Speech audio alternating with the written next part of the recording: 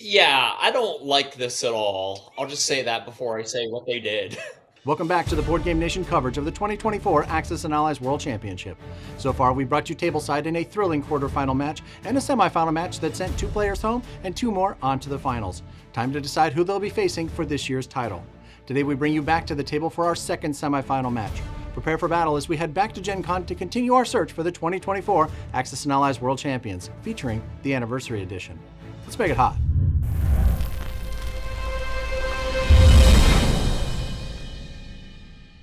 Welcome to Board Game Nation. My name is Gary Blevins. Thank you so much for watching. And a very special thank you to our friends at Renegade Game Studios for sponsoring our 4-part coverage of the 2024 Axis and Allies World Championships. Follow the link in the description to learn more about the full line of Axis and Allies products and so much more. In 2023, Renegade Game Studios sponsored the very first Axis and Allies World Championship at Gen Con in Indianapolis. Specifically, the game in question that year was 1942 Second Edition, and my teammate, Doug Thorpe, and I were thrilled to take home that first title. Now, the Axis and Allies events at Gen Con have been organized by the incomparable Greg Smorey for the past 30-plus years and features tournaments in a wide variety of Axis and Allies games. In 2024, however, the Anniversary Edition took center stage as the World Championship event. Today's featured match is between Dave Jensen, the founder of the website axisandallies.org, and his partner Keith versus Mike and Matt in their semifinal match. Now, all of these players are Axis and Allies tournament veterans, both at Gen Con and around the country, so this should be a lot of fun. If this is your first time here, welcome. Here's how this works. In 2024, rather than playing in any of the events, Board Game Nation brought a production team to capture the action of loads of Axis and Allies events and more, with the goal of bringing you a tableside look at some of these amazing games. Now, even the shortest A&A games can be hours long, and even as much as I love this game, personally, I find watching raw gameplay footage about as much fun as watching paint dry slowly. So rather than just uploading the raw gameplay footage, what we do is we use the footage to rebuild the featured games in the studio. We take progressive still images and add the graphics with commentary, and it makes the game much easier to follow. Today, Doug and I are going to give you a full battle report of a great semifinal match, discuss some strategic and tactical options, and try to have some fun along the way. The number one question we get on these videos is how do I find Axis and Allies tournament events or just people to play with casually? Well, after a lot of work, we're ready to take our first step to better answer this question. We'd like to invite everyone to jump into our Discord server and the Find a Player sections. It's free and very easy to use. You can connect with folks looking to play Axis and Allies in your area for face-to-face play or really anywhere for online or virtual play. Plus, we're adding information about events that feature Axis and Allies and their variants in the US and around the world. You can find the link in the description and in the pinned comments. Now, there are already lots of friendly folks there, and we hope that you'll join us. When you get there, you'll find areas that have the Find a Player feature and the event listings, and those are absolutely free, but there's some sections that are for members only. Still, we want everyone to have the opportunity to connect with players and to help grow this game and this community. Speaking of members, thank you to all of our members for becoming a part of our community and supporting the channel. If you'd like to be part of our upcoming special events, get early access to videos like this one, and or you just want to support us as we make more of this craziness, click the join button below and consider becoming an official citizen of Board Game Nation. We try to keep these videos to a reasonable length. That means that a bunch of our commentary often ends up on the cutting room floor. But that's why we have live streams. So if you've got specific questions about this game or you just want to hang out with us, you can join Doug and I here on the Friday after this video is released. We'll be here sharing our thoughts, answering community questions about this game, and really anything Axis and Allies related. We hope to see you there. If you can't make it, that's okay. That conversation will be available at BoardGameNation.com shortly after it wraps up. That means that our live streams for the North Africa final, the 1942 Second Edition final, the quarterfinal match, and the first semifinal match from the World Championships are now all available for your viewing pleasure. Now for the Choose Your Own Adventure portion of the show. If this is your first time here and you've never played in an Axis and Allies tournament before, please keep your seats and hang out for a moment. We've got some important information to share that's going to help all this make more sense. If you have seen our show before and you're ready to jump into the action, head over to this timestamp to get into the battle. With some minor variations, casual and online play have basically the same rules. Because tournaments have lots of players and a limited amount of time, the rules for tournament play have some significant differences. Today we're going to be looking at tournament play for the 40th Anniversary Edition. There are 3 big rules differences that you need to know. Number 1, players bid for sides, and rather than a random draw, if both players wish to play the same side, they'll start a bidding process that when completed may allow players accepting a bid to place additional units on the map prior to the start of the game. A good bid and the placement of those units can make a huge difference in the game. A while back we made a video that lays out all the rules for bidding. If you want to know more about that, you can follow this link right here. Number 2, the Anniversary Edition comes with 2 different available scenarios, 1941 and 1942. In tournament play, we use the 1942 scenario. However, national objectives and research and development are excluded from the game, but the optional fighter, escort, and interceptor rule is in effect. Lastly, and most importantly, number 3, tournament games have a very specific time limit and win conditions. In the case of the Anniversary Edition, the game ends at the end of 6 hours of play. The team with the most victory cities at the end of the allowed time wins. The Anniversary Edition features 18 victory cities. If time runs out and each side controls 9 victory cities, we go to a tiebreaker. In tournament play, the tiebreaker is always the amount of IPC production at the end of play. So, as you can imagine, that changes the strategies quite a bit. Now, that isn't to say that tournament strategies won't work in casual online play, but their target is a bit different. The time limit shifts the goal to controlling more victory cities than your opponent when the time expires, rather than the stated victory conditions in the rulebook. In Anniversary, that means controlling 10 or more victory cities when the clock runs out. This rule set lends itself to much more aggressive strategies and can be a ton of fun. Just something to keep in mind as we follow the action. A quick disclaimer. I did my best to recreate the games as accurately as possible, but things happen in the heat of a game and during the recreation process that may have caused some of the minor details to get lost. Still, I'm confident that any minor discrepancies wouldn't have made any significant difference to the outcome of the game. Also, the pictures are going to have the different colored chips offset like this. This was done intentionally to make it easier to see. In reality, they stack just fine. All right, that's enough for now. You'll pick up the rest along the way. Let's get into the action. All right, friends, it's time to dive into our semifinal match from the 2024 Axis and Allies World Championship featuring the Anniversary Edition. But of course, I can't do this alone. I need my partner, Mr. Doug Thorpe. Please welcome him to the show. Hey, Gary, thanks for having me. Glad to be here, man. I appreciate you being here. And we've got ourselves a special guest today, a young man out of San Francisco. You might know him. He may have been around in the community for a little while now. Please welcome Mr. Dave Jensen. Hi, Gary. Thanks for having me. Well, Dave, we really appreciate you taking the time to walk us through your game today. You are partnered up with Keith, and you are playing against Mike and Matt, who are both really, really good players. And Keith has also played in a ton of Axis and Allies tournaments in the past, so we're really excited to see how this turns out for you. I understand you're new to the game. You've just gotten into it. Maybe you can tell us how you came to be in this community. Yeah, so I actually started playing in high school with some friends. We get together pretty much every Friday and play Axis and Allies. We loved it. We just ate it up. Kind of like the early days of the internet, like the late 90s. And I had this idea of like finding articles about Axis and Allies on the internet, like people writing about it, just like kind of scattered around here and there. And all of a sudden you go visit a site and it's gone, right? It was just like that information has now just disappeared forever. And so I was like, okay, what if I started archiving some of these thoughts that people had on the game in like roughly January 2000? I decided to create like a axisandallies.org, the website. We're actually celebrating 25 years. Well, that's really exciting. Congratulations on 25 years. And as an avid reader of axisandallies.org and all of the amazing resources that are there, let me just say thank you for all of the work that you've done. Not affiliated with Hasbro or Renegade or Avalon Hill or Wizards or any of the other companies that have had their fingers in this franchise for the last 25 years. You've kind of done this all out on your own and with no support, which is amazing. So thank you.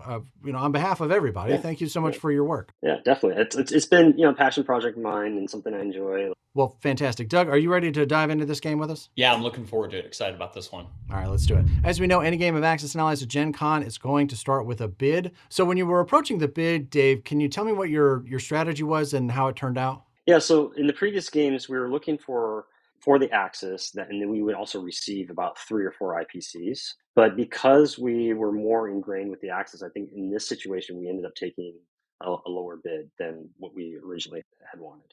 So you ended up bidding even. So there is no bid in this game. We're playing the out-of-the-box setup for this particular game. What made you want to play the Axis? In the first game we played, we were Axis. We won the game. We felt comfortable. And then second game, same thing. And so we just wanted to continue that trend. All right. Well, that certainly makes sense to me. If you're comfortable with the strategy for the particular side, then you want to make sure that you try to end up on that side. So in the end, the bid here ends up as even. So there's no bid in this game. We'll be playing the out-of-the-box setup, which takes us over to Japan's first turn. They decide to kick it off with 2 transports, a bomber, and a tank. For their combat, they go after the guy in Yunnan with 3 infantry, a fighter, and a bomber. They are trying to take out that American flying tiger that's there. That's a really critical piece in this game. And if the Japanese can take it out in the first turn, it goes a long way to making a lot of things easier later in the game. They also head over to Fujian. They bring the transport down from 62 into 61 with a guy and a tank, along with a guy from Kiangsu and Kwangtung into that space. They also have the battle in Sea Zone 35, bringing the battleship and the carrier with 3 fighters to take on the UK fleet that's there. They've also got an attack out in Pearl. I really like the move of sending the fighter from Japan using all 4 moves to get to 53, assuming that you're going to take at least 1 hit there. It's a little bit of a gamble because if they don't hit that fighter, then the carrier in 51 is then compelled to move into 53 to give that fighter a safe place to land. So it's a little bit of a high wire act, but odds are the Americans are going to get at least 1 hit here. All right, let's see how it turned out for them. Well, wow, okay, this was an expensive battle to get the game started. The Axis lose 50 IPCs here, but the Allies really took it in the teeth here, losing 73 IPCs. Let's see how that breaks down in the game. The battle in Sea Zone 35, the UK fleet was destroyed, but took out 2 of the Japanese fighters at the same time. In 53, they lost another fighter, but it was the one that they were hoping to lose so that that carrier didn't have to move into 51. And they also lost a destroyer, but all of the American units there were destroyed. In Yunnan, oh boy, this went badly. They lost all 3 infantry that were attacking. They retreated with their air units, so they didn't lose any air units in this battle, but they didn't hit anything. The 2 Chinese units are still there, as is the American Flying Tiger, so that is going to be a problem for them later. Fujian did fall, and it seems like they lost 1 guy there, so kind of a rough round overall for the Japanese in this opening battle here. For non-combat, the carrier moved from 51 over to 61, catching a couple of fighters, and we moved some infantry around. The battleship stayed in 62 to maintain some cover for the 2 transports that are on their way in. They go to mobilize those 2 transports, the bomber and the tank. Of course, everything has to go into Tokyo. So at the end of Japan 1, they've got a couple of bumps in the road here. Dave, how were you feeling at the end of Japan's first turn? At the end of the turn, I felt great about the outcome in Sea Zone 53 and 35. Losing so many fighters wasn't ideal, but the real problem was not getting rid of the Flying Tiger and those 2 infantry units there. That's if we had won the bid, that's where we would have placed that unit to go into that battle and support that to make sure that we at least made some sort of dent. But not only did we not make a dent, we lost a lot of units there. So it's not an impossible situation to be in, but it's very difficult now for Japan, and kind of the strategy that we're going with, which will kind of move quickly into Asia. So it sounds like your original game plan was to push hard into Asia, and does that include the subcontinent? Yes, it's basically a variation of the strategy that I would use for 1942 Second Edition. Okay, so it feels like a Calcutta Crush. That's my preferred strategy in 42 Second Edition when I'm playing Japan as well. All right, well, that takes us over to Russia's second turn here. Doug, can you take us through it? Yeah, Russia does a familiar purchase here: 5 infantry, artillery, and a tank. Gary and I like to argue about this on round 1, which is the right way to go with Russia. Gary has brought me over to his side more and more, but we see it again here. Buy a fighter on Russia round 1, and you will thank me on turns 4, 5, 6, and 7. I promise. I promise. It'll be more valuable to you than a tank and an artillery or any combination thereof. Let's just leave it at that, and we'll talk more about it in the live stream because it's a bone that I will pick with anybody who wants to argue about it. Anyway, sorry, Doug, carry on. Russia went for a pretty aggressive move on round 1, more aggressive than I like to be. They went into Belarusia, Eastern Ukraine, and Ukraine. I think this can have the tendency to split your forces, and if you lose one of these battles, it can put you in a tight spot with Russia. But this is what they go for, so let's see what the outcome is here. They end up winning all 3 of them, and winning them pretty soundly. I don't think they took any casualties in Ukraine. They lost a lot of their infantry in Eastern Ukraine, then a few infantry in Belarusia, but this really pushes the Germans back here in round 1 and puts them in a difficult spot. Yeah, absolutely. Combat losses in this one, the Axis lose 40 IPCs and the Allies lose 26. Again, this is an expensive battle early in the game. For non-combat, it looks like everybody just started marching west. They did make a stack in Sherbet, and otherwise everybody is heading to Archangel and Urals and over to Caucasus.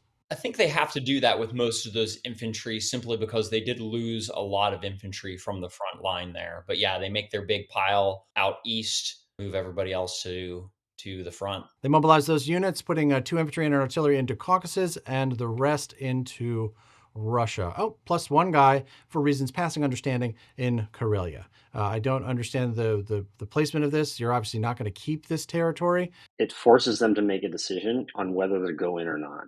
and then how many pieces to bring in. It's like, I really want Karelia. How badly do you want it? Do you want to divert one of your fighters that might be for a more important battle? Do you want to bring in 2 infantry? Do you want to just throw in 1 there and wish for some luck? As it forces them to make a decision, and it can potentially divert away from units from other battles. That's a fair point, because they also have a lot of the Germans on their turn will have a bunch of targets on this front. And so anything that would divert away from taking out the guys in Belarus or in Ukraine or Eastern Ukraine is probably not as useless as I might have otherwise thought. So that's a good point, Dave. Thank you. Yeah. Well, that is the end of the Russian turn. That takes us over to the Germans for their opening move. And for their turn, they decide to start it off with 3 infantry, 4 artillery, and a bomber. For the combat move, they make the fairly standard German openings. They send the 2 subs over to C-Zone 1 to take out the cruiser and the transport that is there. And down in C-Zone 12, they send 2 fighters, a bomber, and the destroyer over from 13. On the Eastern Front, it is a nearly full court press. They're going into Karelia, they're going into Belarus, they're going into Eastern Ukraine, but they are leaving the guys in Ukraine alone. They also use the cruiser and the transport to grab the offshore shot as they offload the infantry and the tank, I think, that came in from Northwest Europe into Karelia. Let's see how it turned out for them. The AA gun in Belarus shot down one of the German fighters. I will say in this tournament so far, the AA guns have been on fire. They have been shooting down air units left, right, and center. In the sea battles, they were successful in taking out the UK units in C-Zone 1, as well as the units in 12, losing no units in either of those battles. Over to the Eastern Front, after losing a fighter to the AA gun in Belarus and looks like a couple of guys, the 2 tanks retreat from Belarus, but they were successful in Eastern Ukraine and in Karelia. Total losses this time, the Axis lose 28 IPCs. It's kind of an expensive battle, more than they were hoping to lose, I think, while the Allies lose 59. For non-combat, the big stack starts to move out of Berlin and to the east. It's clear that they are focusing on a kill Russia first strategy here with their combat moves, their purchase, and their non-combat. The 2 fighters from the battle in C-Zone 12 land in Morocco and the other in Libya. The fighter in Libya gives them the opportunity to strike Ukraine on a later turn if that's something that they're interested in. Or if they decide to make a push into Egypt, they can do that as well. They mobilize all of their units into Germany and turn the action over to the UK. For the United Kingdom's purchase, they do something interesting. They do not build an industrial complex. Instead, it seems that they're clearly going to focus on harassing Germany. So they build a carrier, a destroyer, and a transport on round 1. For their combat moves, they step into Burma, and they do an amphibious assault against Karelia with an infantry and artillery and bring in 1 fighter. I think this is a very interesting choice here. I'm not really sure what I think about it. It seems like you're putting your fighter at risk there by doing this, and potentially even exposing your navy. They also fly their bomber over the German transport off of Gibraltar to get it out of the way. Well, let's see how it turned out for them. They were successful in liberating Karelia, but it looks like they lost the infantry and that fighter. So they did lose the UK fighter here on their first turn in Karelia. Combat losses this time, the Axis lose 19, the Allies lose 13. For non-combat, they moved their surviving fighter out to C-Zone 8, which is clearly going to be catching that carrier as it comes in. They march a guy up from Persia. They bring the destroyer over to reinforce the battleship and the transport that are in C-Zone 4. They consolidate the rest of their land units into Egypt and bring the transport around the Cape of Good Hope and end it in C-Zone 28.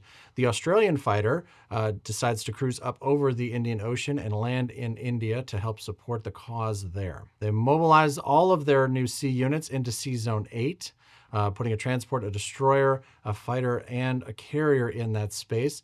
There seems to be a lot of German units in range of this. I hope that the Allies are able to rally around this and try to keep it alive when the Germans' turn comes around. We'll see how that goes. And that is the end of UK's first turn. Over to the Italians for their opening move. They decide to purchase a destroyer on their first turn. Dave, I wonder if you can talk to us about that purchase and the overall thinking for the Italians here. The idea here was to protect the Italian Navy in the Mediterranean in order to basically kind of go deep into Africa, as well as kind of the Middle East and maybe even through India. Okay, so it sounds like the Italian strategy is going to be to focus on pressuring the UK's economic resources by pushing into Africa, the Middle East, And the destroyer is to further that by making sure that that fleet stays alive. It also gives us a few other options. If we want, we could. If our opponents in the future ever leave the Caucasus open, we could, go into C Zone 16, still have enough stuff to protect whatever goes into that C Zone. So it gives us a few options instead of just sitting around in the Mediterranean. So for the Italians on their first turn after purchasing that destroyer, they decide to give peace a chance and move right into non-combat. They move an infantry and a tank over into Libya to reinforce the group that's over there. And then they moved several forces over into Bulgaria, Romania, and one lonely guy up into France to sample the patisseries that are there. They mobilize that destroyer into C Zone 14 and turn the action over to the Americans. Doug, take it away. All right, America does a pretty familiar purchase here. 2 carriers and a fighter. Seen this in 42 second edition and in this version a number of times so far. And then because the Axis weren't able to get Yunnan, China's going to get to place 3 men on their turn.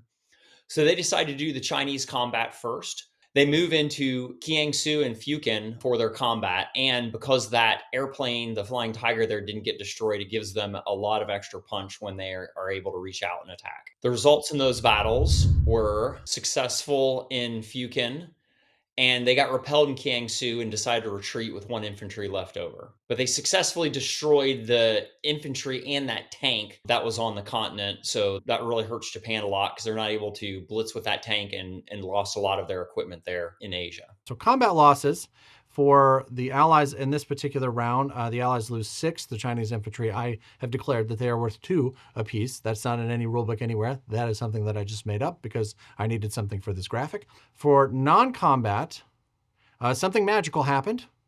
The infantry that attacked from Siyuan into Kiangsu retreated into Siyuan, but then moved in non-combat, which is not technically allowed. They did end up with 2 guys in Ningxia, and then after mobilizing their new units, they've got 3 guys in Hubei with the fighter, 2 guys in Yunnan, and they got a little bit of a speed boost from the Siyuan there. They were so afraid of that Japanese unit in Kiangsu that they literally ran 2 spaces to get away from them. It was such a terrible battle. That's what we're going to go with. So Doug, what did the Americans do after that? So for their combat, they decide to try to clean up the Atlantic a little bit. They send the destroyer, the 2 bombers, and the fighter after the 2 German subs in Sea Zone 1.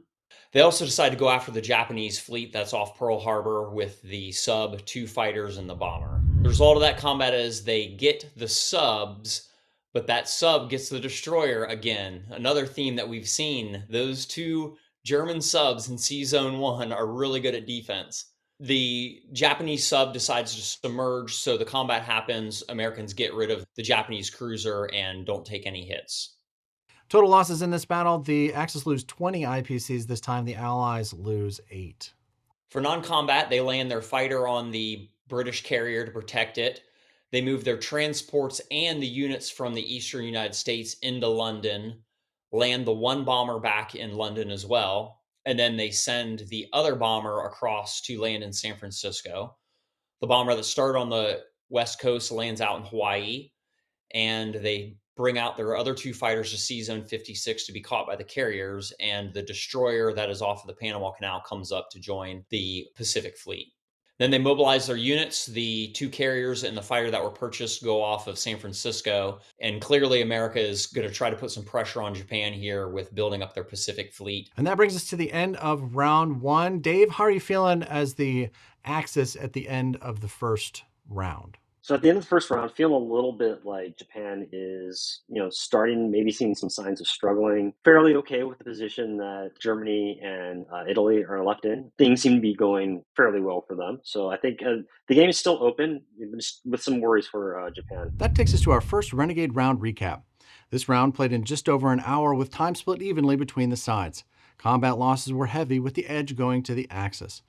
We had some requests for some additional detailed economic information, so here you go. This chart shows how much each power is holding, their IPC production at the start of the game, what their production level was at the end of the round, and lastly, how far above or below that production level is from their starting values. So in this case, the Allies ended the round producing 6 more IPCs than they were at the start of the game, while the Axis production levels were down by 6. As interesting as the economic data can be, this is the stat that matters. With each power holding all of their original victory cities, the Allies hold the lead 10-8.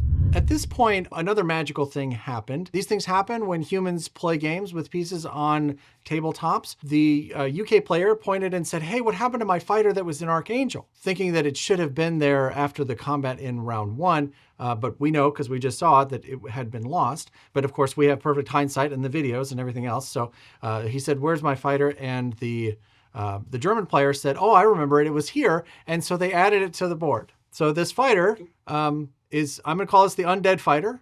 It has risen from the ashes in the Battle of Karelia and has reappeared in Archangel. So that is not a mistake on my part in this particular instance, though there are some, and we'll address those when they come up. But in this particular instance, that fighter was added to the map by the players. So for Japan's combat, they decide to step into the now unoccupied Yunnan and send a wall of orange fighters and a bomber over Fujian, along with a transport coming in from Japan. And that is all their combat this time, and it went well for them. They were able to take out the one Chinese guy. Combat losses here, 3-2, Axis over the Allies this time. For non-combat, we have a correction. Earlier, there was a fighter in Japan. It shouldn't have been there. That was my mistake. What should have been there is just the bomber. So for non-combat, the bomber heads back to Japan, the fighters to the carrier in C-Zone 36. They also bring another transport in to land in Kiangsu with an infantry and a tank, which puts the blitzing capability back into China, which is, I think, probably a pretty good plan. They also used their third transport to bring 2 guys down to French Indochina, Thailand. They mobilized their new units into Tokyo, putting 3 bombers there now, 2 artillery and 4 infantry, along with an AA gun. So they are definitely building up an offensive punch that can come out of Tokyo in a hurry. Dave, is this what you were thinking was going to happen on the second turn for Japan? So, given the circumstances, we had our options were a lot more limited based on the outcomes of the previous battle, especially there in Yunnan in turn 1. So this was kind of a setup turn where reason why we threw all those fighters in there is they had nothing else to do, and after the battle they could land where they needed to go. So might as well just blow it out and guarantee victory in that one space. And so so this is mostly just setting up for the next turn and driving into Asia. Let's see what the Russians want to do for their second turn. They purchase 6 infantry and artillery and a tank. Doug, you want to take us through their combat? They attack from Belarusia into the Baltic states. What's interesting about this move is it's putting Germany in a situation where potentially Karelia is cut off other than by transport. They blitz 1 tank into Finland, and then they send the guys from Ukraine into eastern Poland, and the guys from Moscow and Stalingrad into eastern Ukraine to pick off that artillery. So again, pretty interesting moves here because they're putting themselves in a position where they're only exposed in a few spots along the front. I love this move. Let me just say that, I am a fan of an aggressive USSR in general. In just about every version of this game, I prefer a much more aggressive USSR strategy. And this is what we're seeing here. It pushes the line back. It gets more money to the Russian economy, and they have the production capability to take advantage of it. So I really, really like this type of play. I like it too. What do you think about the Soul tank into Finland? I am not so sure about that one. So I can tell you exactly why that tank is there, because when we're going through the previous turn, I was kind of like reliving the game and just kind of drooling over those that navy up there in C Zone 4. I was like, oh, it's within striking distance of those fighters and the bombers that we're going to sink that. And as soon as you roll that tank into Finland, now they have nowhere to land. Now I can't actually go after that navy. It's out of reach. So. Yeah, you're absolutely right, Dave. It looks like the only thing they're reaching now are those two bombers. And I don't know that I would send two bombers after a battleship and a destroyer by themselves, because now the fighters that are in Poland can't reach because they don't have a place to land. Yeah, so actually, that is not something that I saw when I was recreating this. So that was actually a really, really good move now that I'm seeing it. So yeah, really good point, Dave. Thank you. Combat losses in the Russians' second turn. The Axis lose 17, the Allies lose 6. So for non combat, the sub moves down to join the fleet in Sea Zone 8. The big stack in Shurabet moves into Buryatia, which is going to put some pressure on Manchuria. The fighter and the bomber land in Leningrad, so they're apparently pretty confident that they're going to be holding it when their turn comes around next time. For mobilization, they've got the 6th Infantry, the artillery, and the tank. 2 of them go into Leningrad. 3 infantry and artillery into Caucasus, and an infantry and a tank into Russia. Pretty good turn for the Russians on their second turn. Let's see what the Germans' response might be. They purchase 5 infantry and artillery, a tank, and another bomber. For their combat, they do decide to go after Baltic states. They use the cruiser and the transport again. Lots of land units. I like their chances here. There's just a guy in a tank. They also try to push into eastern Poland with a couple of guys, a couple of fighters, and into Ukraine with 2 guys, a fighter, and a bomber. So one interesting strategic choice here is that they opted not to attack the Allied fleet in Sea Zone 8. It is clearly beefed up since last time that they had looked at it. Now their odds of success here with everything that can reach is only 30%, and the reach there would be with some pretty expensive units, so they opt not to engage with that fleet and instead go after the Eastern Front. And they had success. They were able to destroy all of the units in Baltic, Eastern Poland, and Ukraine, and only lose 1 guy doing it. So their losses this time are only 3 IPCs, while the Allies lost 20. You gotta like a ratio like that if you are an Axis player in this game, no doubt about that. For non-combat, they got a fighter lens in Bulgaria, Romania. The bombers back to Germany. Also during combat, they picked off the tank that was in Finland, clogging up that landing zone. So now that is free for the Germans to land in. So Sea Zone 4 is now a bit more treacherous for the Allied fleet that's up there. During non-combat, they also consolidated all of their units in North Africa into Libya. Mobilization, of course, everything's got to go into Berlin. They stack all of their guys there. Dave, how'd you feel about the Germans' second turn? It felt pretty good. Being able to take those 2 territories with like minimal losses, basically almost no losses, it was very like helpful to kind of help regain some ground that we lost in the previous round. I think that but not having the opportunity to hit those fleets was a little disappointing. But overall, I think I, you know, at the end of the Russian turn, things seemed a little bit bleak, and then now everything's starting to look up. It absolutely happens that way in this game. There's no doubt about it. Over to the UK for their second turn. They decide to purchase some land units this time. They get themselves 4 infantry, 2 artillery, a destroyer, and a transport. For their combat move, they decide that they're going to go visit Norway. They bring a guy in a tank over and land in that space. And that is all of their combat this time. Of course, they take that territory for free. For non-combat, it looks like they're starting to make an evacuation from Karelia. They bring the artillery down to Belarus. They bring the bomber all the way over to Russia to hang out in the Red Square. The rest of the fleet consolidates in Sea Zone 3. So it appears that they're getting out of the middle of the Atlantic. The Americans are going to need to do something there because now they've got 2 naked transports hanging out in the middle of the Atlantic. So they're probably not going to want to be there for very long. Also, 2 fighters land in Caucasus, as well as the infantry coming up from Persia. They evacuated Egypt, leaving just 1 guy behind, moving everybody over to Transjordan and into Persia. The transport came up from South Africa and landed in Persia with the infantry and the artillery there. Calcutta appears to be only defended now by 2 infantry, the AA gun, and a fighter. We'll have to keep a close eye on that as the Japanese come around.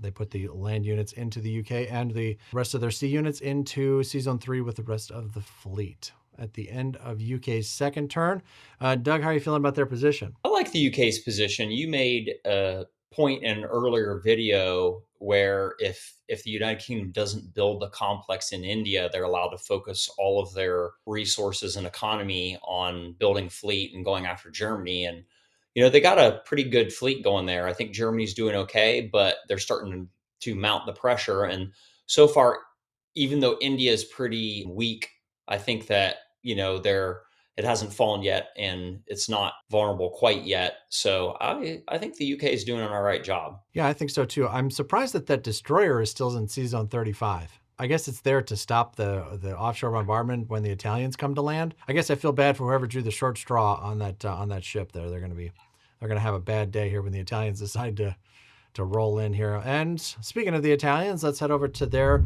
second turn.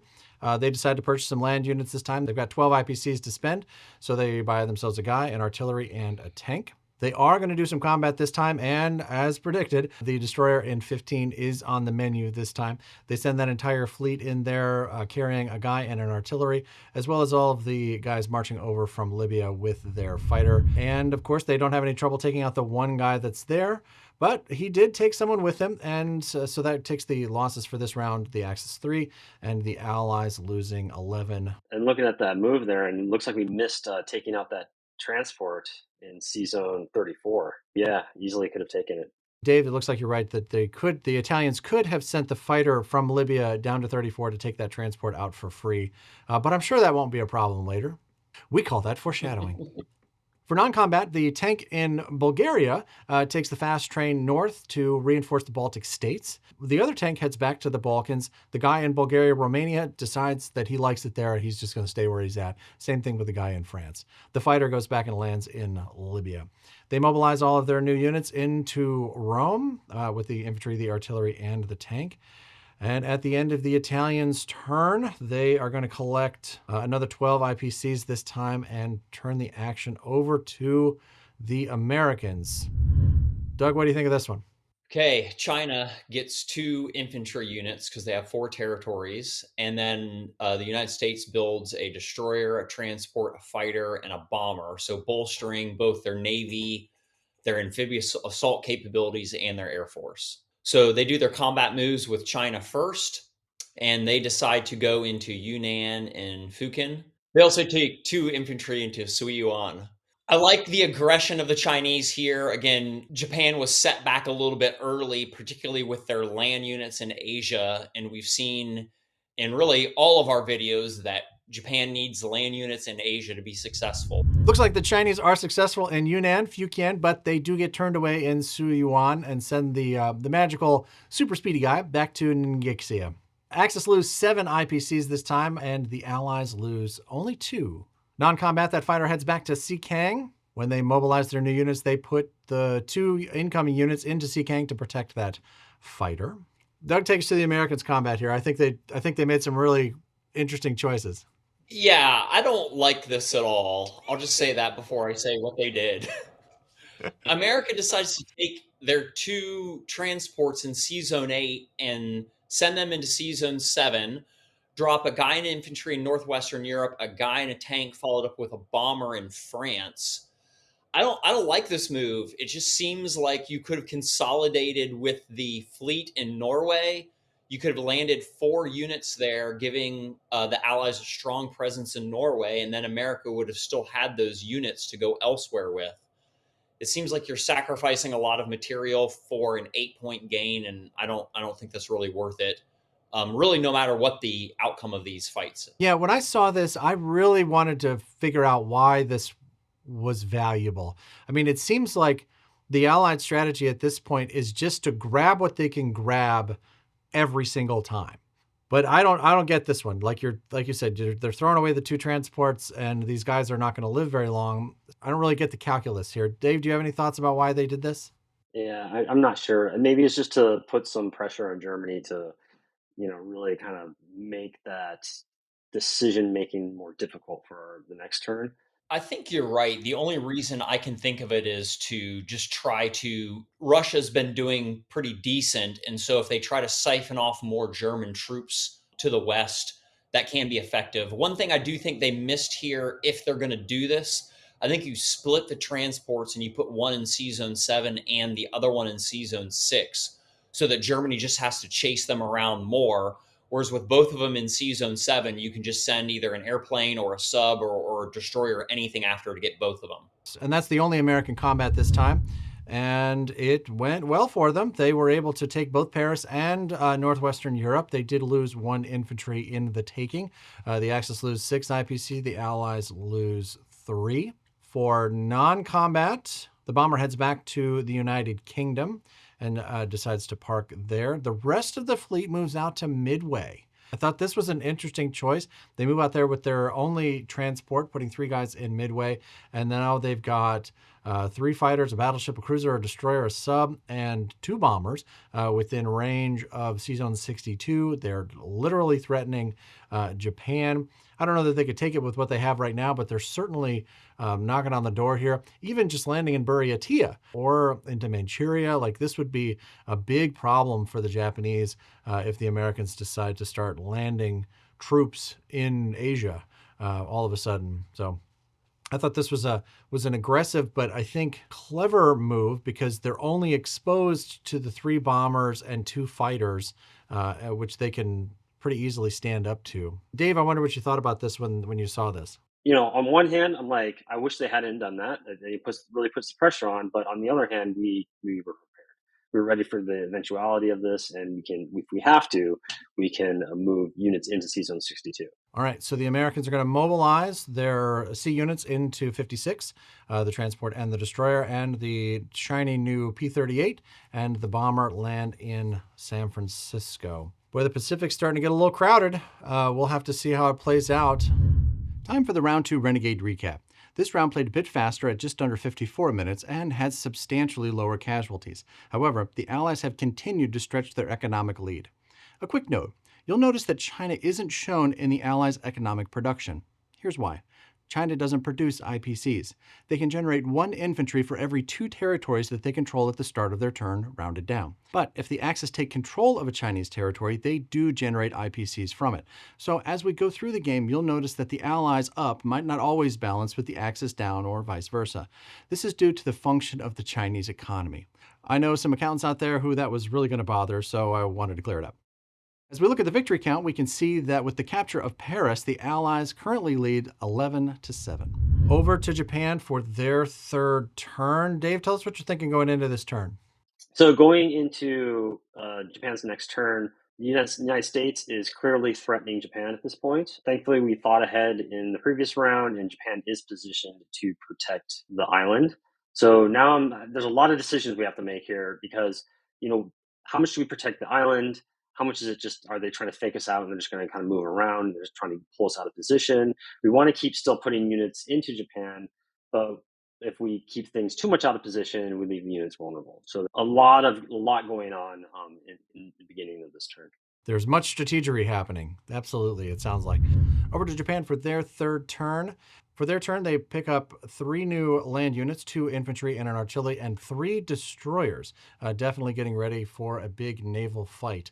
For their combat move, they are going after Buryatia with some gusto. They're bringing 2 transports worth of guys, looks like 4 fighters, and then 2 guys walking in from Manchuria. In Fujian, they're sending just about everything that can reach, and let's see how it goes for them. Oof. Buryatia. So I was watching the video, I saw that of these 8 infantry here, they rolled 5 hits in that first round of combat, so it was a very expensive capture. In Fujian, it looks like they had a little bit more success, but not a whole lot. The Axis end up losing 19 that time, while the Allies lose 30. For non-combat, it is time to head back to Tokyo.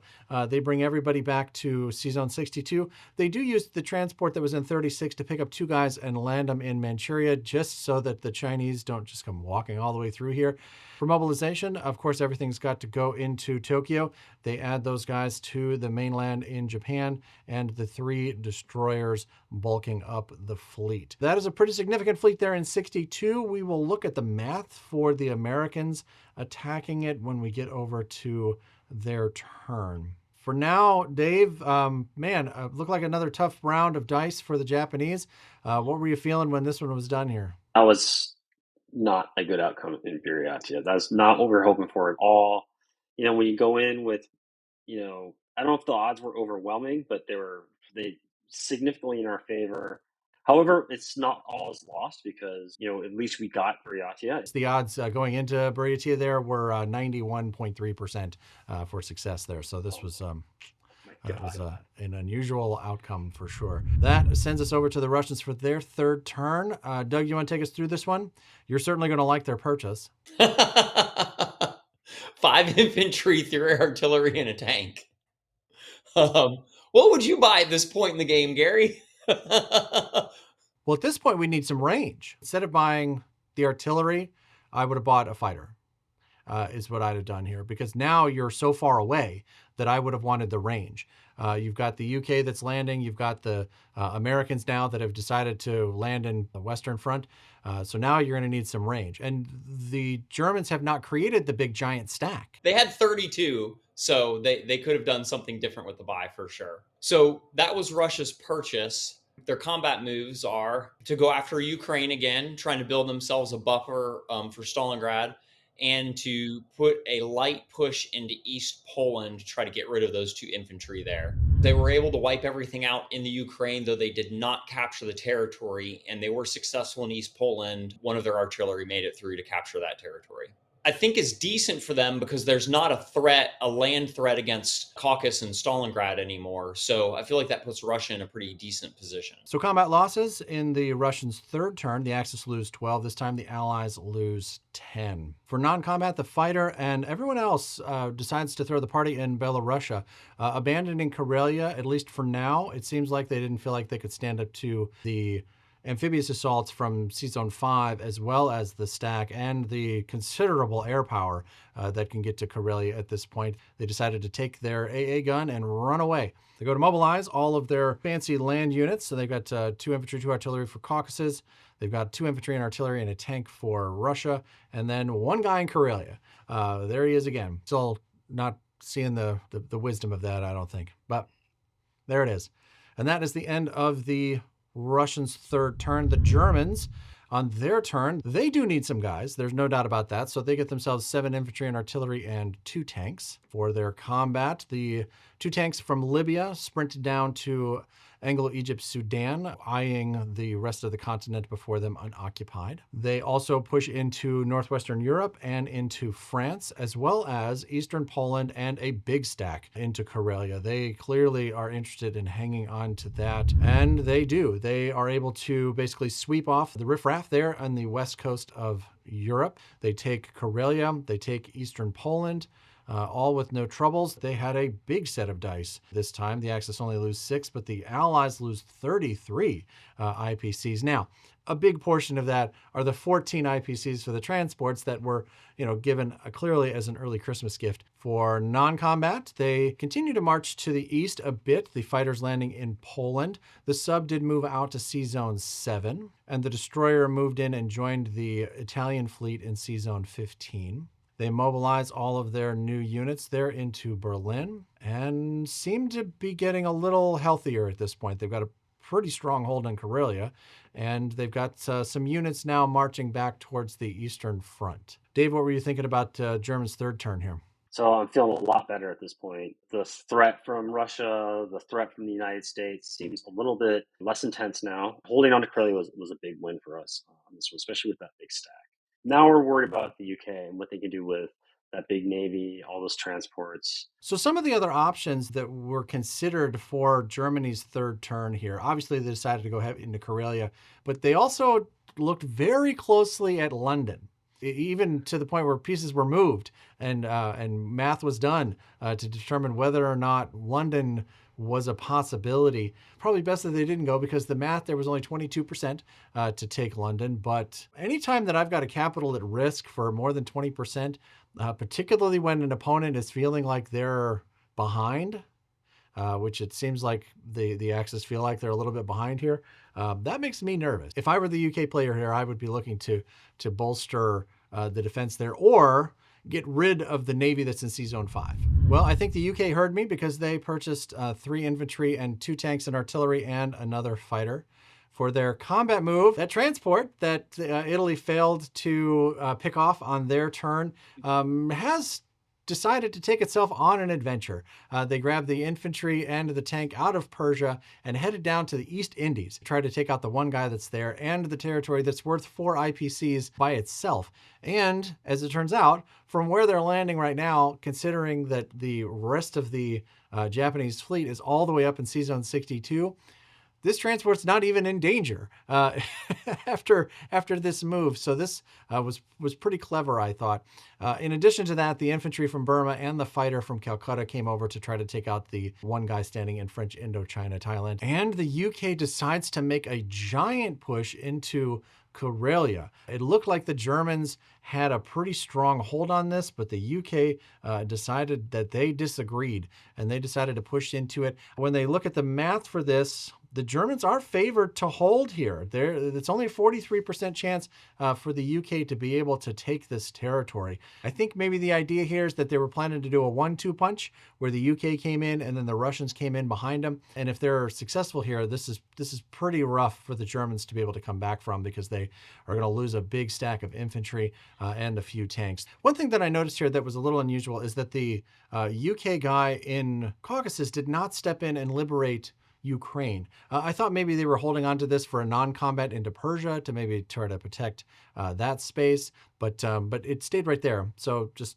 put a pin in that. We'll come back to that one in a minute. Total for their combat, they were successful in taking the East Indies. They lost a guy, but they did have the tank unit that landed and will be partying in the East Indies. The guy in French Indochina, Thailand, along with the fighter, also made it into French Indochina. The UK had a mixed result in Karelia. They attacked from the sea and from the land. They retreated the air units, leaving some land units to fight on their own. They did have a pretty good outcome overall. They didn't take the territory, but all that's left there now are the 3 tanks. Axis are losing 34 IPCs, and the Allies are losing 28. Also during combat, they stepped from Norway and it looks like they took Finland back. They mobilized all of their new units, of course, into London. This is another one of those magical moves. This is not an error on my part, actually. They did make this combat move after placing their new units. So this is a very friendly game.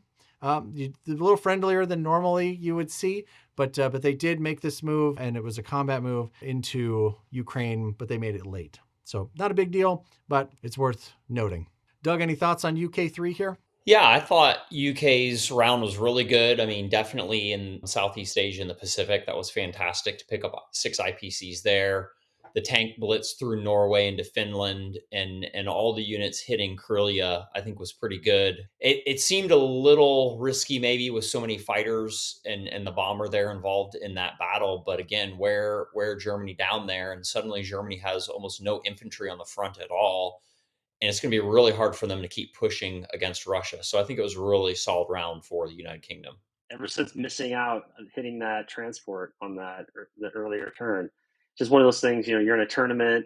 You just finished up a long, grueling match. You're kind of wiped out, and you start to make more mistakes. Sometimes those mistakes are just like end up being a nothing burger, and sometimes those mistakes end up being 4 IPCs, not just for round 3. But there's nothing to take back, so it's going to be there for a while. The Italians take control, and for their purchase, they pick up an infantry and artillery and another tank. For the Italians' combat move, they've got 2 attacks this time. They are going to move into Ukraine to try to pick off that late-moving British unit, and then everyone that can reach to Transjordan. Looks like they've got 4 infantry and artillery, 2 tanks, and the fighter there against the lone infantry. And they are successful all around. They do lose 1 guy in the exchange. So that's the Axis losing 3, the Allies losing 6. For non-combat, the fighter lands in Egypt, the tank moves over into Bulgaria, and the artillery over to the Balkans. They mobilize their new units into Rome, over to the Americans. US's third turn, and this is a big one. So Doug, why don't you take us through it? All right. China gets 2 infantry units for the amount of territories that they have. And the United States purchases a carrier, a transport, a tank, and 2 fighters. So again, bolstering both the Navy and the invasion force. For their combat moves, China decides to go into Hubei with 2 infantry and a fighter. They also step into Siuan. They're successful in both of those combats. They do lose one infantry in Hupei, grinding down the what's little bit that's left of the Japanese land force in Asia. And I think that puts Japan in a pretty tight spot. They have two infantry and an armor in Fukin, two guys in Manchuria, and an artillery in Buryatia, and that's it as far as their presence in Asia. And China's just grown a bit, and now they're in a position that if Japan can't get some territory back, they're going to start putting 3 men on the board every round. For combat moves for the United States, they decide to bomb Italy, and that's it. I Yeah, think that's a strange choice, personally. I agree. I've looked and looked and looked at this math, and when I saw their purchase of the new carrier and the fighters and the transport, I was like, they're going. Like, because like you're expecting to lose a big chunk of your fleet to go at this. Their odds of success in 62 are 51%. That's enough for me to go at like the heart of the entire Japanese fleet. I mean, Dave, did you think the Americans were going to go at this fleet, or what were you thinking here? Yeah, I thought they were coming, and I thought that they would at least attack something if they didn't. Maybe they can like go into Wake or like kind of be like make an aggressive move. Because I'm not sure what the odds were going back, but I'm going to guess it's going to be roughly the same, if not worse, for an attack back. Right? No.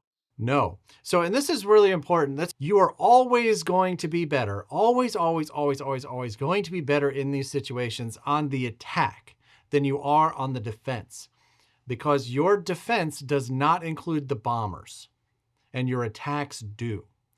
So, and I ran it both ways here. So if the Americans were to attack the Japanese fleet right now in 62, they're a 51% chance to win.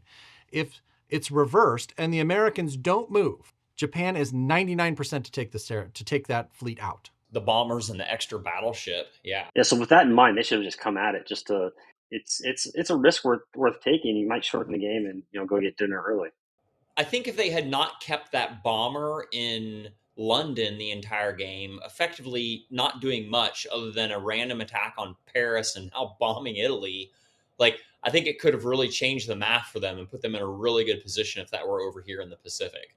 Instead, they opted to bomb that complex in Rome, and they did 2 points of damage. What's interesting is that they went after this complex with the AA gun present. That AA gun is there and did get to shoot at them. So they not only did they only do this industrial raid in Rome, but they put their bomber at risk to do it, which seems, Yeah. again, like there's got to be something better to do with that thing. Like bring it over to the Pacific and get ready to go after Japan in a future round. Something.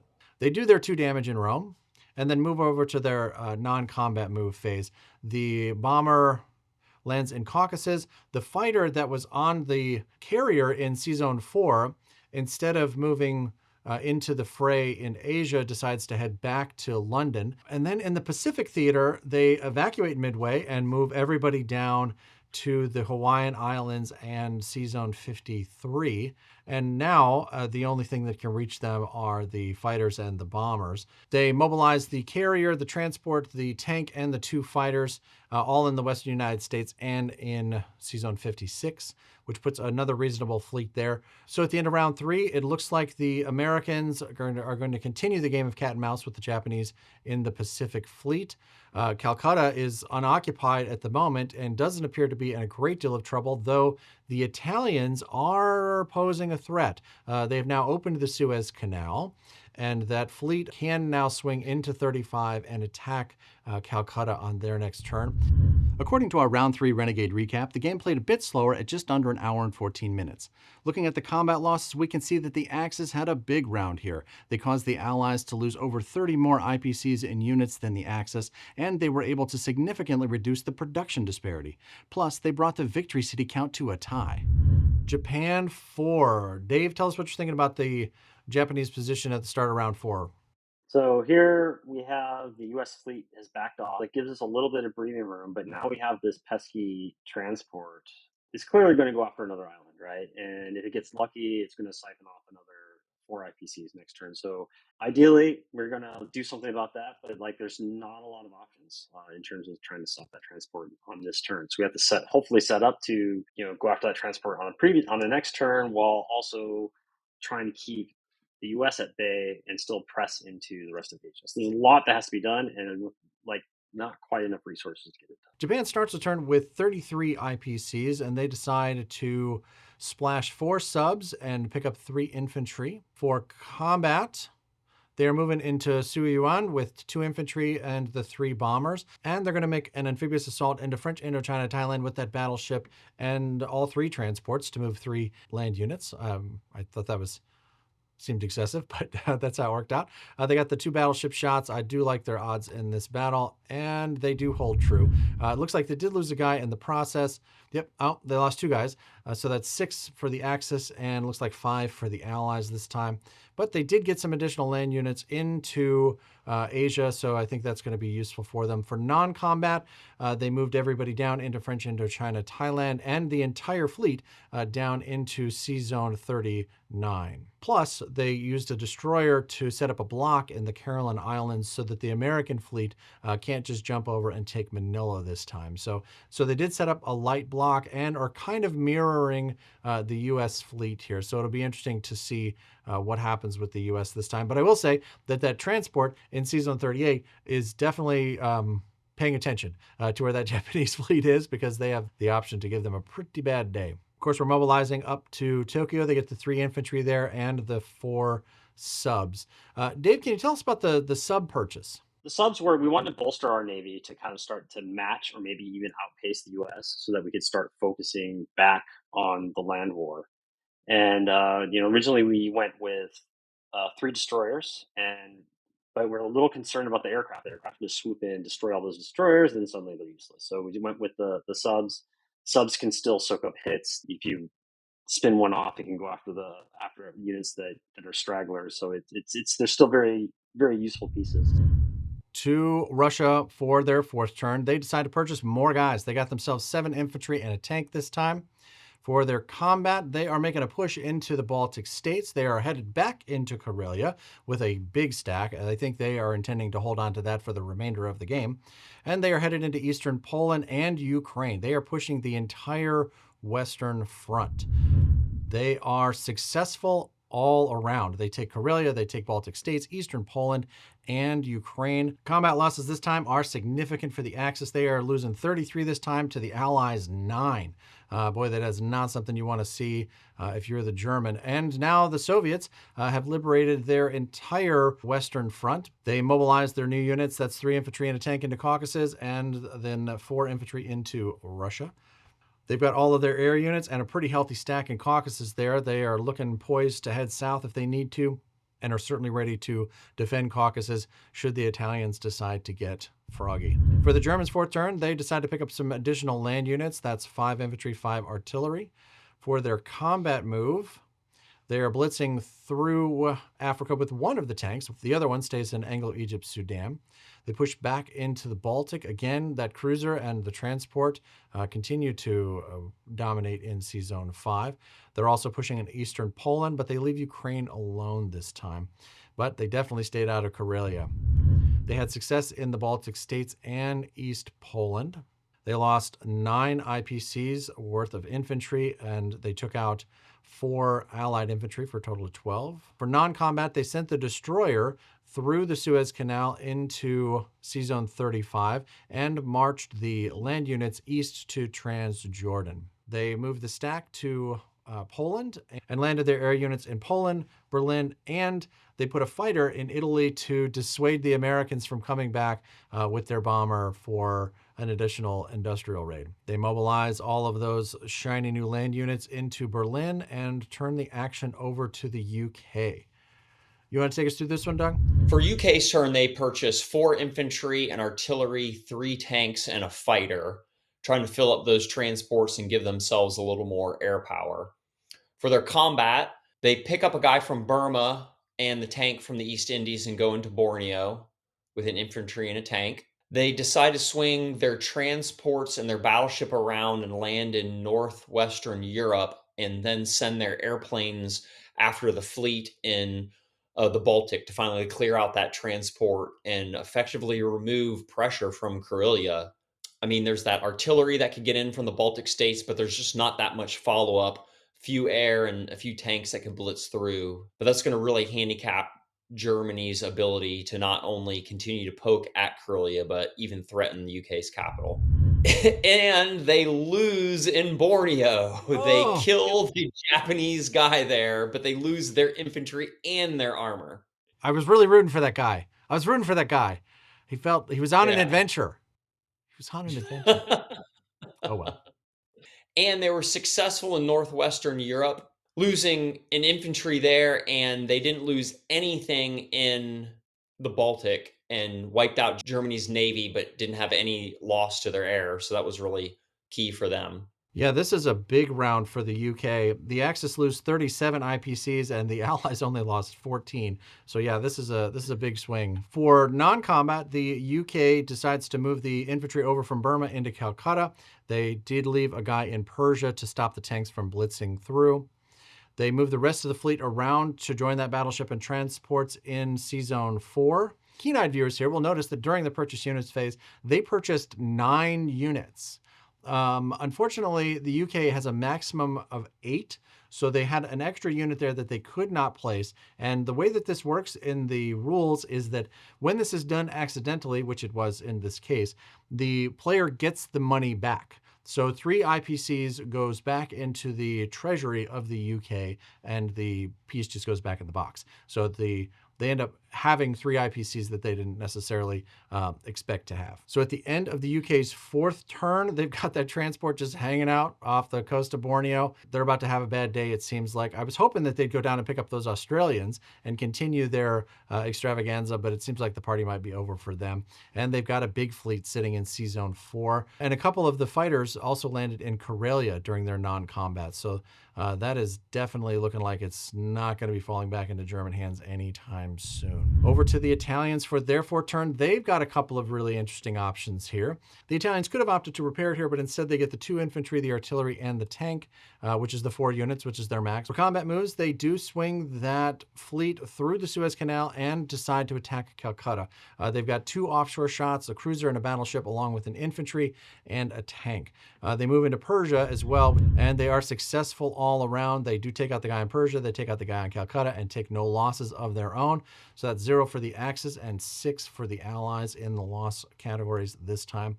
For non-combat, the fighter is going to land in Transjordan, and the rest of the land units in Europe are congregating in Bulgaria, Romania, perhaps looking at an attack on Ukraine in a later round, or even Caucasus if they can find a path. The unfortunate thing about moving this fleet out of the Med is that it really limits what the Italians can do now in the European theater. They're basically saying at this point that they are not going to be any help at all with the Russians for the rest of this game because they're way, way, way out of position. But they're hoping to be able to help with the American fleet, I suppose. But they did take a victory city here, which is worth 3, so that's going to be useful for them. Take us over to the Americans for their 4th turn. Doug, tell us about it. China gets 2 guys and America builds 3 bombers. A great decision at this point in the game. Get those bombers rolling. I like those bombers, as you know, but it's that time you don't have a lot of rounds left, so you need to get units into the game that can get across the board. And they take an infantry and a fighter against the Japanese infantry in Sui Yuan, and then they move an infantry into Shanghai to capture that victory city for the Allies. They also take a guy south into Fujian. They're successful in all of those battles, and they also block a potential blitz from the Japanese tank. For America's combat, they move heavy into Iwo Jima. That poor guy that's there in Iwo Jima, he's getting bombed, he's getting shelled by cruisers and battleships. He's got tanks and fighters flying in at him. And then they also go after the destroyer in the Caroline Islands with a sub and some fighters in order to get rid of that guy.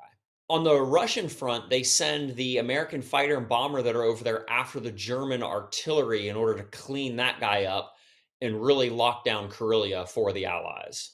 As far as the combat results, they are successful in killing the artillery, but the artillery hits back, so the Allies choose to lose the American bomber.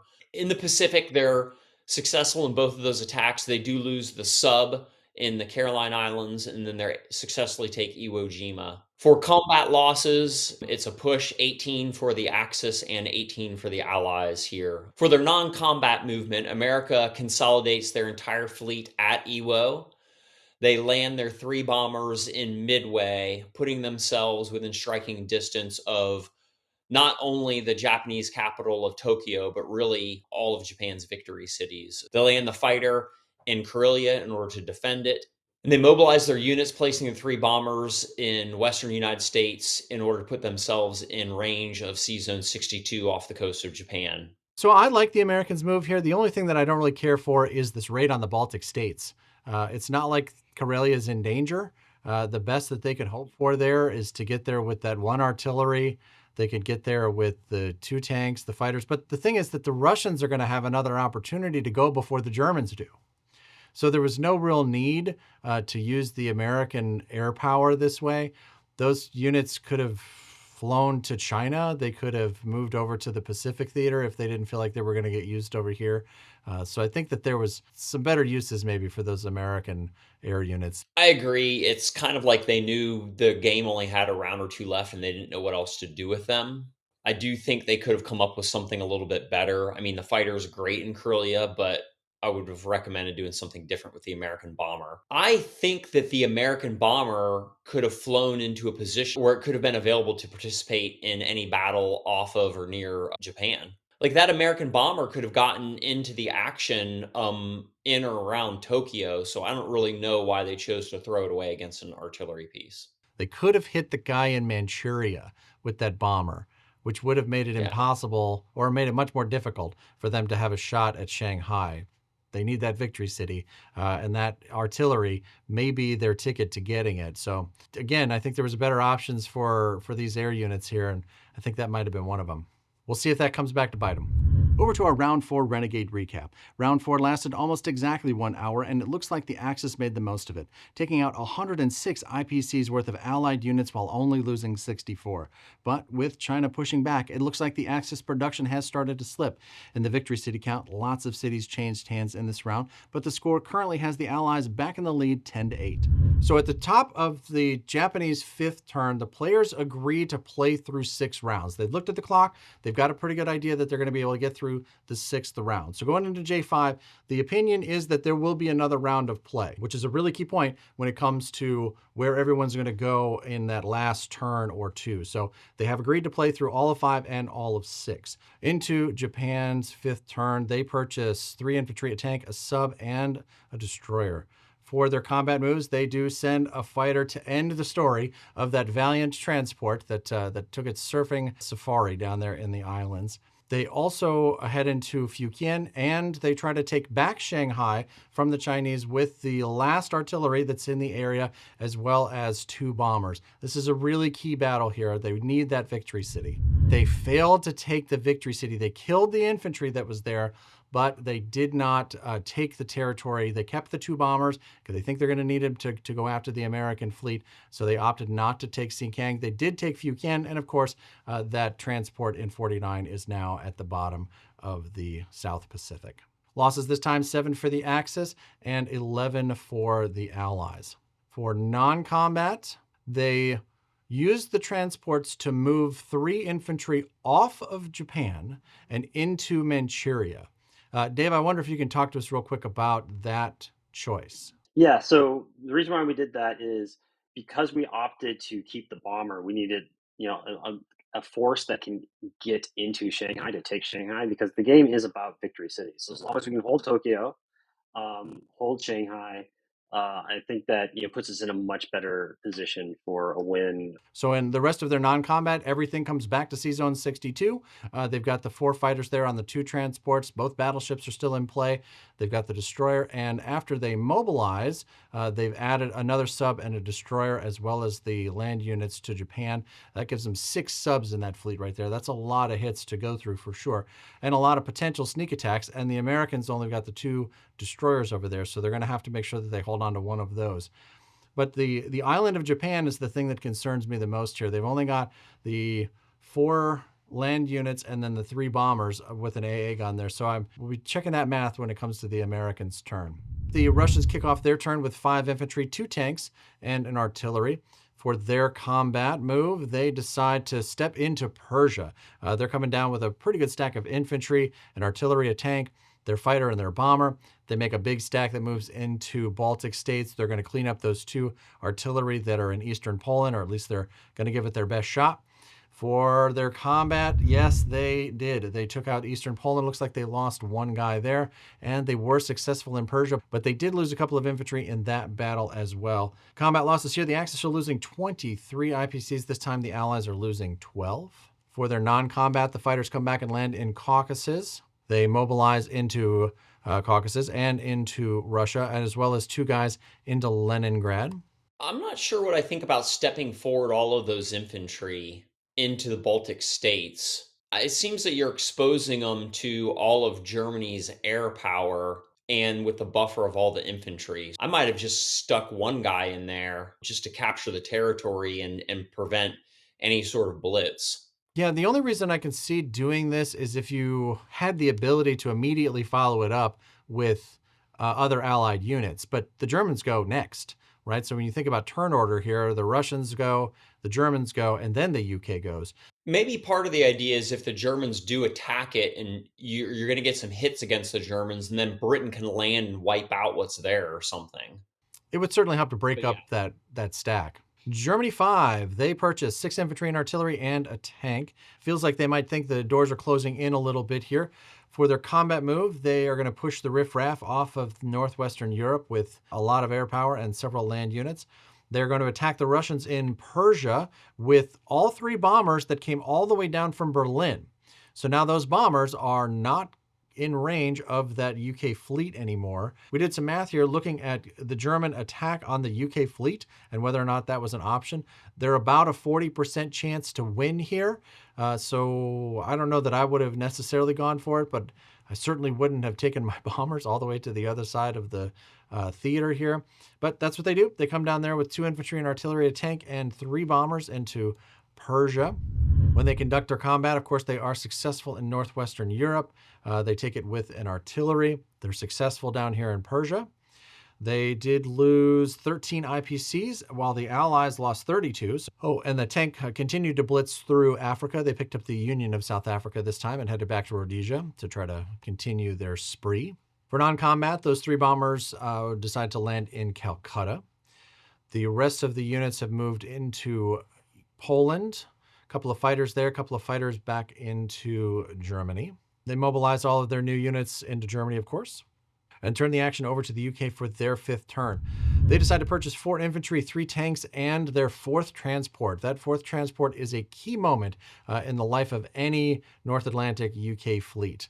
Again, the UK territory can only produce 8 units per turn, and once you get to that 4th transport, that means that you can continue to churn out land units every single turn. So that's a big moment for them. We do have a correction here. Japan on their turn, when we said they sent everything up to 36, minor correction here. They did send a guy down with a transport to liberate East Indies. So they ended the British party down there. It was unoccupied because the tank had continued its journey onto Borneo, so they stepped down and took it for free. So the Japanese are in control now of the East Indies, and there is a transport there. I probably wouldn't have made a big deal about that, except on the UK's turn, they sent a bomber down here to pick it off. So this bomber came all the way down from Caucasus to make sure that the transport in 38 couldn't bounce around and get into any other trouble. Other combat, they are stepping over into Sea Zone 7. They're going to take out the sub that's there, as well as land with everything that can get there into France. That's going to be 6 land units, 3 fighters, and an offshore shot. Well, then they don't get the offshore shot because they decided to take out that sub. Of course, the bomber is successful in taking out the transport, and it sinks to the deep. They were also successful in France, but they made a really interesting choice here that I thought was pretty clever. They know that they're getting close to the end of the game, and they want to try to be able to hold France this time if they can. And they're better to do that with more land units than they are the air units, because the air units can't stay.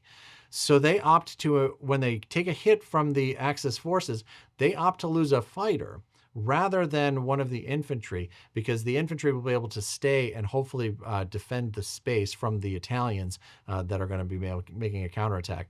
So that means that The Axis lose 20 IPCs and the Allies lose 10. We did a little bit of math earlier as to whether or not they had any shot at Berlin. UK to Berlin here is only about a 16% chance, so this was not time to make that move. For non-combat, the fighters head back out and land in Sea Zone 7. The infantry steps forward out of Karelia. The 2 artillery step into Ukraine, and they mobilize the rest of their units into London. And of course, the transport joins the rest of the fleet in Sea Zone 7. Any thoughts about UK5? Yeah, I think it was a good move overall. I wonder if they could have done something different with the bomber. I don't, but yeah, I think that their constant pressure on France is not a bad idea. I mean, they're trying to force Germany to split their attention, not be able to just send their stacks toward Russia in order to try to get Karelia again. But at this point in the game, I think grabbing a victory city is the right move. Yeah, absolutely. You were talking about something better to do with that bomber. Remember the British fighter that was in Hupei? Hmm. That bomber and that fighter could have taken out the guys in Fujian. Mm.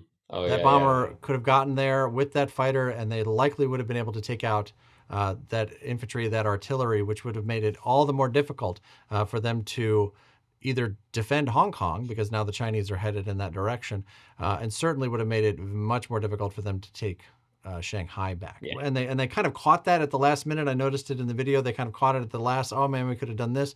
But the right move now is just to put the fighter in Shanghai, because it's going to need to be there for the defense when the Japanese try to show up in turn 6. So we'll see what happens from here.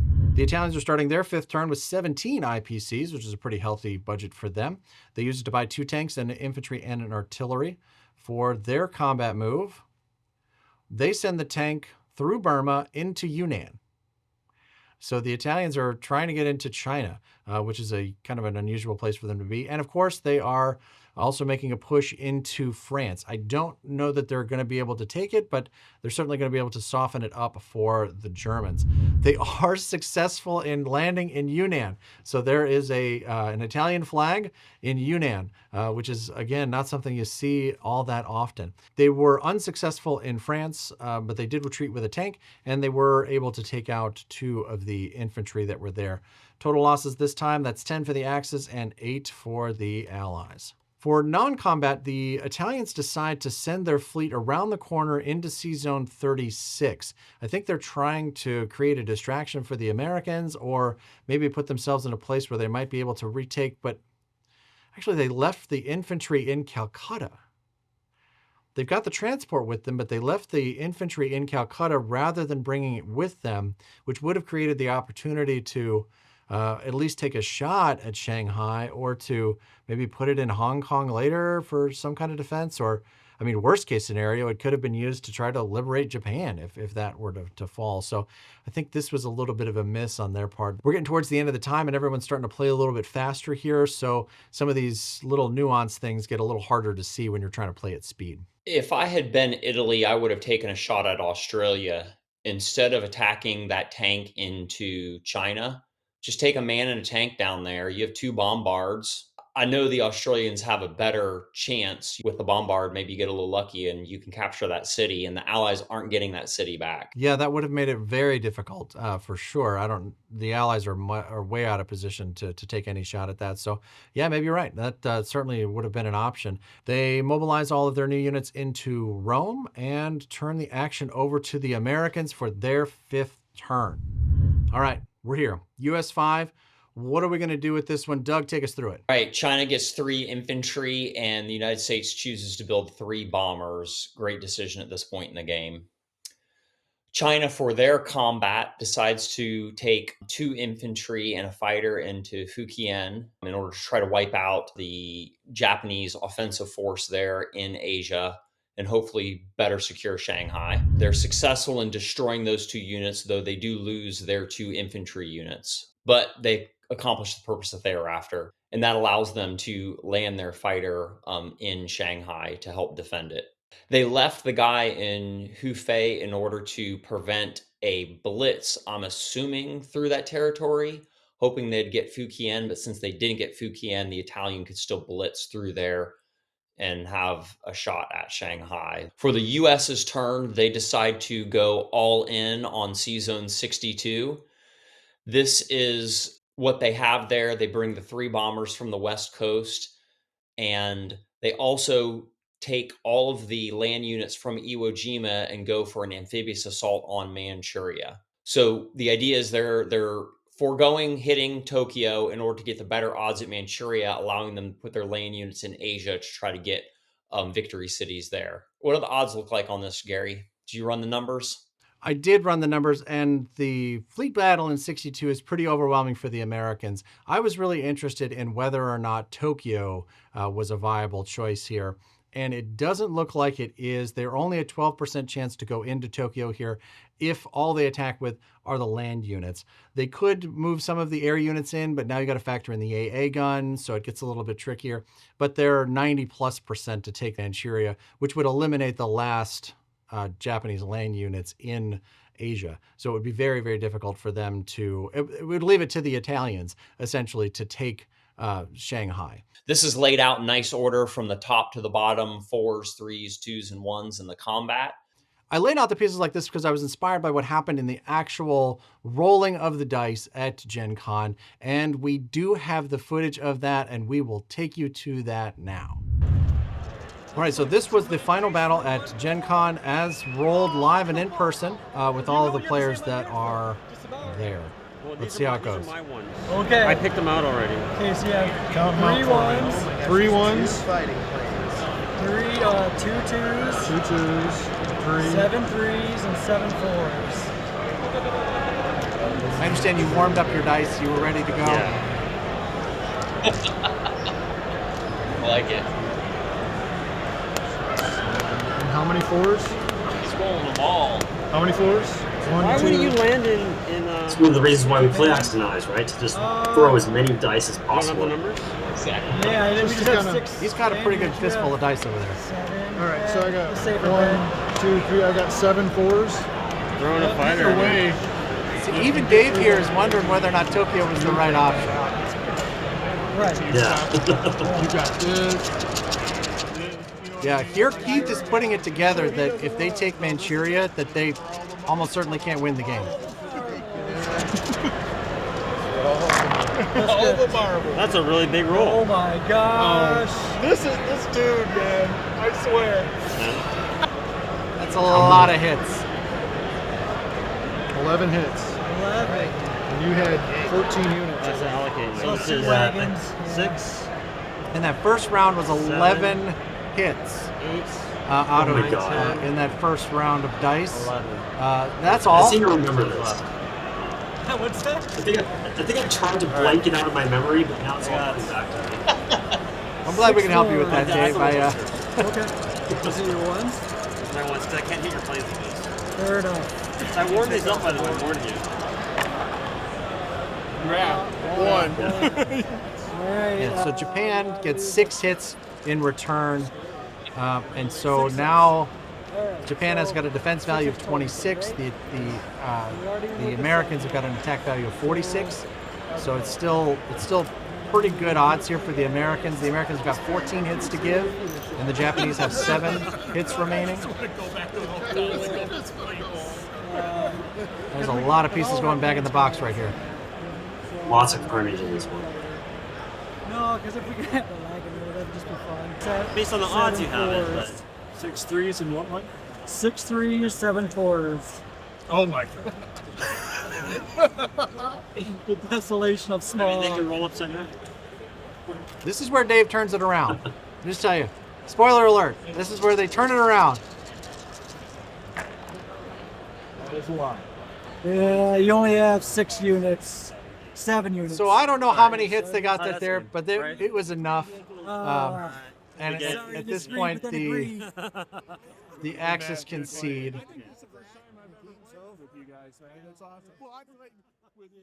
And it ends friendly, as all good Axis and Allies games should.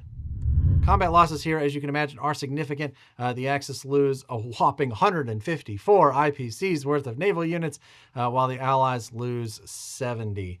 So yeah, so this is obviously a tough beat. This is what's left when it's over. Those units are obviously going to make it into Manchuria. They're huge favorites.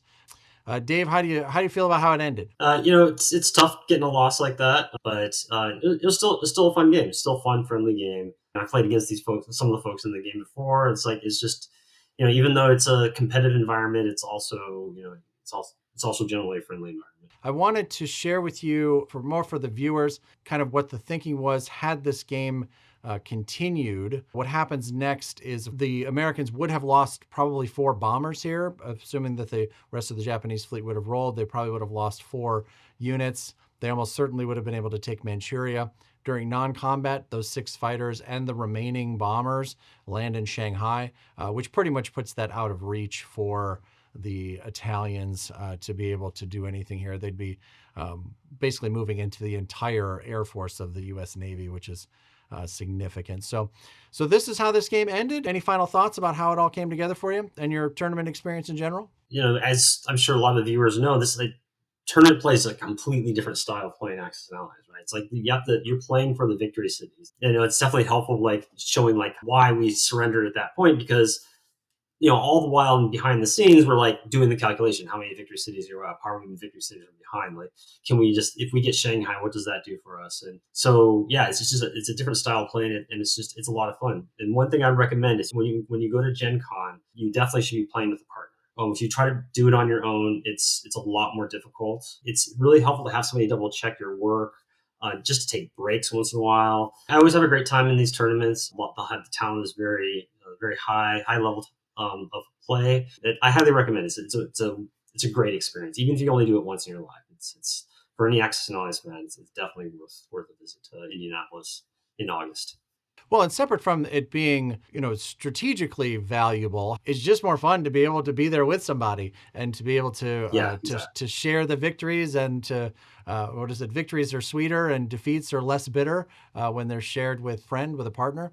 So yeah, I think that's absolutely really good advice. So again, Dave, thank you so much for taking the time to talk with us and to share this game with us, and we look forward to celebrating everything that AxisandAllies.org has coming up in 2025. We will definitely be keeping a close eye on that. It was great to have you, Dave. Enjoyed going through this game with you. It was a lot of fun. Yeah, thanks for having me. I really enjoyed it. Yeah, this was a really good game. It was a lot of fun to look at and to think about. I felt like there were a lot of interesting dominoes, starting with the whiff on the Flying Tigers in J1 that really allowed China to do a lot of things that China wouldn't normally have done. The other thing that was interesting is Britain's buy on round 1, not committing a complex and therefore any IPCs to India. It's really interesting because they could have held India. I mean, there's really no Axis pressure on India until the very, very end of the game when they took it with hardly anything. But if Britain would have been cranking things out of India, I mean, Japan would have been in trouble a lot quicker than they were. I mean, they could have even been sending tanks maybe into Caucasus, into Africa almost. They would have had the ability to, but they also wouldn't have had as much pressure on Germany. And because Russia was being so aggressive and pushing so far into Germany, if Germany wouldn't have had to worry about the inverse pressure from Britain, they would have been able to focus more on Russia. So it was just a really interesting game from that perspective. There was a lot of back and forth. I loved the Russian play in this game. I absolutely loved the Russian play in this game. They were aggressive from the beginning. They pushed the Germans back.